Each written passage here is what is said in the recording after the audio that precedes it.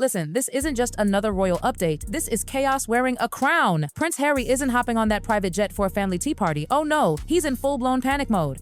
And sources close to the palace say this trip wasn't scheduled, wasn't discussed, wasn't even whispered about. It was triggered. Word has raced across the Atlantic to Montecito. Buckingham Palace is moving forward with a plan to strip the Duke and Duchess of Sussex of their royal titles. Yes, the very titles that define their identities, their children, and frankly their entire brand sparkle. The moment Harry caught wind of it, insiders say Montecito turned into mayhem. Phones ringing, PR teams scrambling, and Harry himself pacing like a man watching his world collapse. He wanted the first flight out. No public statement, no carefully crafted PR note. Just him, a private jet, and a desperate mission to save whatever piece of his royal identity he still has left. But here's the jaw-dropper. The person Harry's rushing to convince isn't even his father, it's his brother. While King Charles quietly battles illness and avoids fresh drama, William has taken control. And make no mistake, William's not playing family games anymore. He's cleaning house royal style. Sources from the palace corridors are whispering that Harry's rushing home to beg for a face-to-face with both his father and brother before any decisions become final. He's apparently ready to swallow his pride, admit mistakes, and plead for one last royal lifeline. But get this, the palace hasn't confirmed a single thing. No announcement, no acknowledgement. No red carpet welcome, nothing. And if Buckingham Palace goes that silent, it usually means only one thing: they're not happy he's coming. So, as Harry's jet slices through the clouds toward London, one truth hits harder than turbulence. He's not just flying home, he's flying straight into a royal reckoning. Behind those palace walls, something seismic has shifted. The monarchy that once tiptoed around family drama has had enough. Charles may still wear the crown, but William, oh, William, he's the one truly running the kingdom now. Insiders have started calling this the pre-succession era, royal code for William's already calling the shots. King Charles's illness has softened him, made him sentimental, but William, he's all steel. No room for feelings, no patience for drama, only results. To him, the monarchy isn't about heart, it's about business. And business, lately, has been bleeding reputation.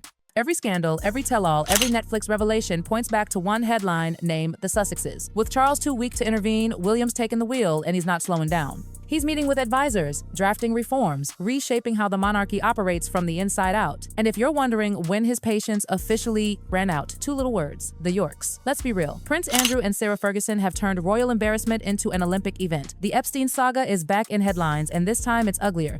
Behind palace doors, whispers are swirling about new emails, ones that could tie Andrew not just socially but financially to Epstein.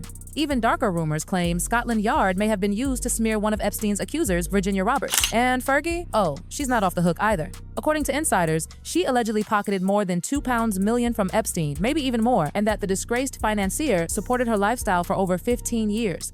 If that's true, it's not just scandalous, it's nuclear. It means she wasn't merely looking away, she was letting her image and the royal name itself be bankrolled by dirty money. Now imagine William reading all this inside Kensington Palace. His jaw tightens, his hands clench, he realizes the rot isn't in the tabloids, it's inside the family. And what does William do when he's furious? He doesn't yell, he doesn't cry, he lawyers up.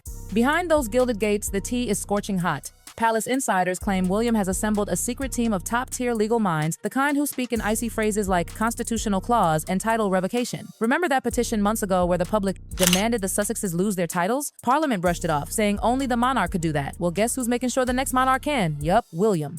Allegedly, palace lawyers are now drafting documents to test the process, starting with Prince Andrew. Strip his titles first, set the legal precedent, then quietly use the same method for Harry and Meghan. That way, nobody can scream personal vendetta. It's clever, calculated, and absolutely ruthless. Even more shocking, word in Westminster is that Parliament members are backing William. They want a cleaner crown, a modern monarchy that practices what it preaches. So, while Harry's midair praying for forgiveness, his brother's building a case that looks less like sibling rivalry and more like a corporate takeover. The Crown, it seems, is getting ready to file its paperwork. Across the ocean, Meghan's not sitting idle. She's doing what Meghan does best, turning headlines into branding.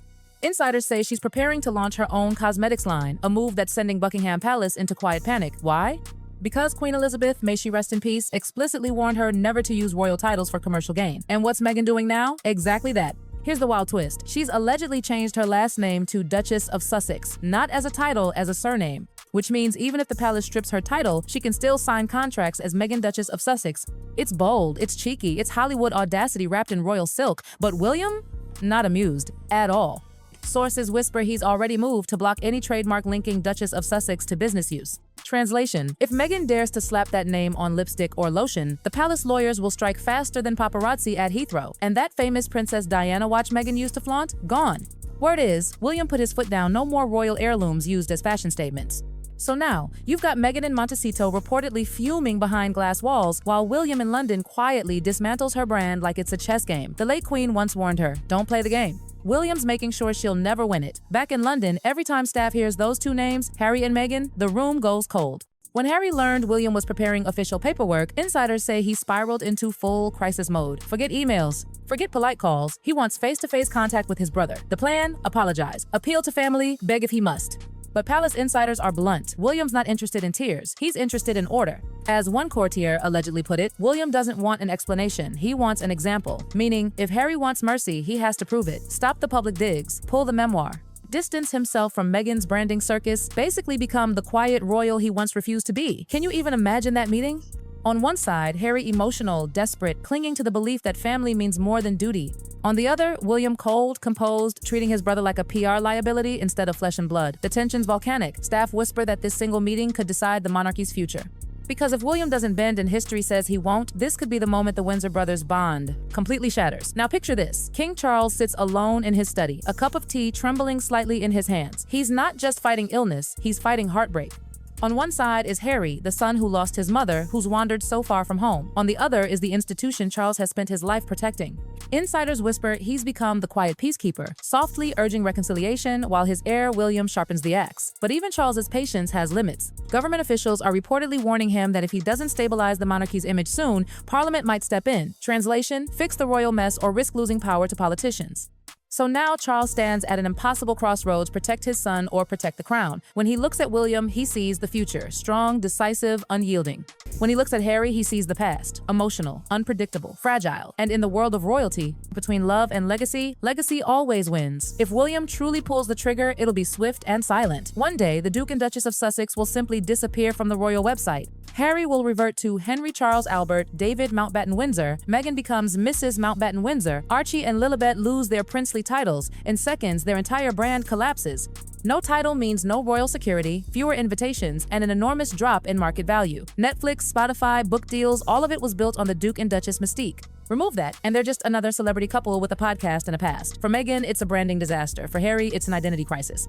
He's built a life outside the palace, but never stopped being defined by it. Without those titles, he's just another face in Hollywood's crowd, and that terrifies him more than anything.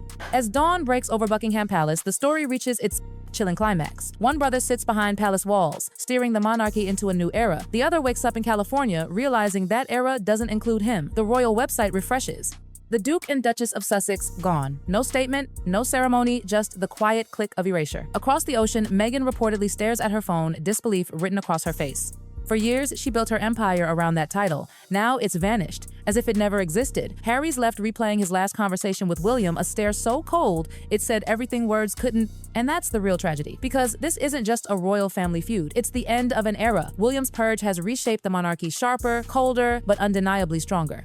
The age of indulgence is over. The age of accountability has begun. And as golden morning light spills over Buckingham Palace, one haunting truth stands tall. The crown survived, but the family didn't. Because in the world of royalty, power doesn't whisper, it reigns. And William, with ice in his veins and fire in his purpose, just proved he's not waiting for the throne. He's already wearing it.